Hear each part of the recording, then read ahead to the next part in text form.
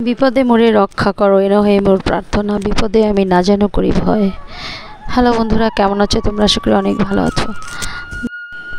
দেখো, দুর্যোগ ঘূর্ণিঝড় এসে আমাদের সব তছনছ করে দিয়ে গেল। আমরা যদিও এখানে বরিশালের একটা বড় ফ্ল্যাট, বাট চারিদিকে এরকম পানি উঠে গেল একদম। দেখো, এই যে থই থই করছে চারিদিকটা, জোয়ারের পানি। এগুলো কিন্তু কোনো বৃষ্টির পানি থেমে নেই, যে বৃষ্টির পানি যতটুকু বৃষ্টি হবে ততটুকু জমবে তা কিন্তু না। এটা কিন্তু একদম বাইরের পানি এসে ভরে গেল। দেখো, আবার এই পানি নিয়েই মানুষকে চলতে হচ্ছে, কারণ কারেন্ট ছিল না। কি যে দুর্যোগ গেল সেটা আসলে বোঝানো যাবে না। ঠিক আমরা যখন উপভোগ করি তখনই শুধু বুঝতে পারি এর মর্মতাটা।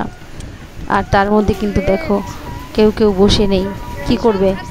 বৃষ্টির মধ্যে হলেও তাদের জীবিকা নির্বাহন করতে বেরোতে হয়েছে। এদিকে রিক্সার পানি কত দূর উঠে গেছে, তার মধ্যে দিয়েও সেদিকে আমার ঘরেও কিন্তু জিনিস ছিল না, আমি যেতে পারছিলাম না পানির মধ্যে দিয়ে। তো এই ভাইটাকে বললাম যে ভাই আমাকে একটু এনে দিতে পারো, এনে দিল। এরপরে আবার যখন ঘরে আসলাম দেখি কারেন্ট নেই, কিছুই নেই।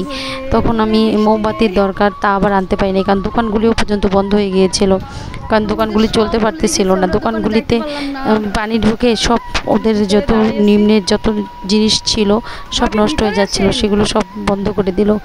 একটা দুর্যোগের ভিতর দিয়ে একটা রাত একটা দিন আসলে আমরা কাটালাম, তার মধ্যে দিয়ে যে আমরা বেঁচে আছি সেটাই অনেক কিছু। যদিও আমরা হয়তো অল্পতেই চলে গিয়েছে আমাদের দিন, কিন্তু অনেকের যে আরও অনেক কষ্টের জীবন গিয়েছে দেখেছি। সেটা কত পশু পাখি আসলে আমাদের মরে গিয়েছে। এটা আসলে কষ্টের, খুবই কষ্টের দিন আমাদের ছিল। তার মধ্যে দিয়েও আমরা, এটা হলো বরিশাল শহরের মধ্যেই, তার মধ্যেও এরকমভাবে পানির জমে আমরা যখন কষ্ট করেছি, তাহলে অন্য অন্য জায়গায় যারা নিম্নাঞ্চলে আরও থাকে, নদীর আরও বেশি কিনারে থাকে, তাদের কি হয়েছে আসলে ভাবা যায় না।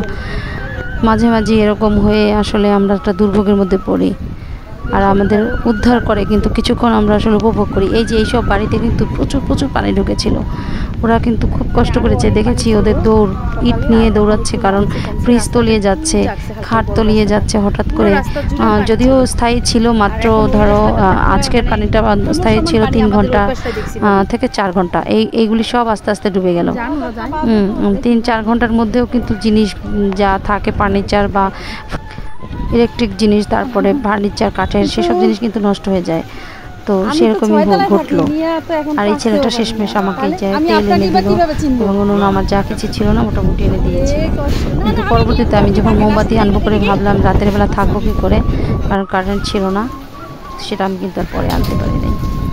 এই আর কি। তো খুব কষ্টের মধ্যে দিয়ে দিন কেটেছে, তারপরে বলবো থ্যাঙ্কস গড, বাঁচিয়ে রেখেছো।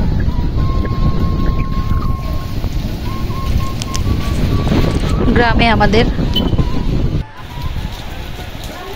আম গাছের বস্তা ভরা ভরা আম সব পড়ে গিয়েছে, যে আমগুলি এখন পর্যন্ত পাকার সময় হয়নি, পচে যাবে। এখন কি করার আছে? কিছুই করার নেই, অনেক আম পড়ে গিয়েছে, খুব ক্ষতি হয়ে গেল। এখন সকালবেলা একটু কম, তারপরও